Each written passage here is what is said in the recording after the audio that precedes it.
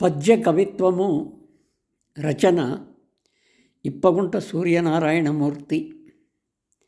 శీర్షిక జాబిలి పాఠము.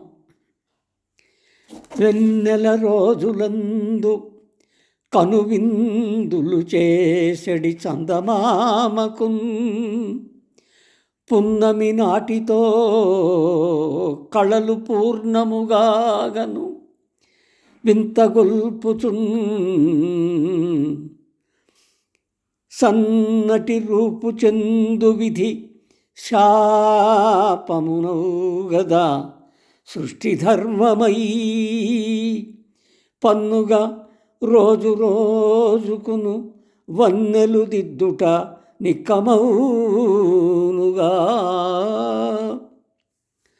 ఈ పద్యభావము చందమామను మనం రోజు చూస్తుంటాం. పున్నమి నాడు నిండు కళలతో ఆహ్లాదకరంగా ఉంటుంది. ఆ మరుసటి రోజు నుంచి తన రూపము తగ్గిపోతూ అంటే క్షీణిస్తూ నెమ్మదిగా సన్నటి రూపం దాల్చడం, అమావాస్య రావడం, చీకటి, వెన్నెల లేకపోవడం, చందమామ కనిపించకపోవడం జరుగుతుంది.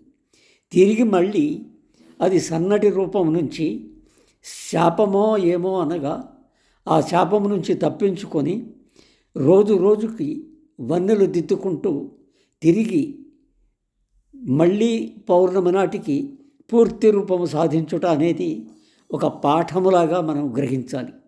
మనిషికి కష్టాలు వస్తుంటాయి. కష్టం అప్పుడు కొంచెం కృంగిపోవడం సాధారణం.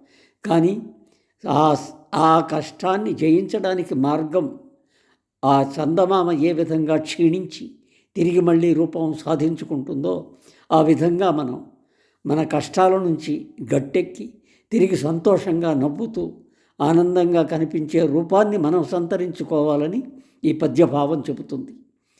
వీక్షకులు ఈ పద్యాన్ని హాయిగా విని చదివి ఈ పద్యభావాన్ని మన జీవితానికి అంకితం చేసుకుంటూ నన్ను దీవిస్తారని సెలవు తీసుకుంటాను.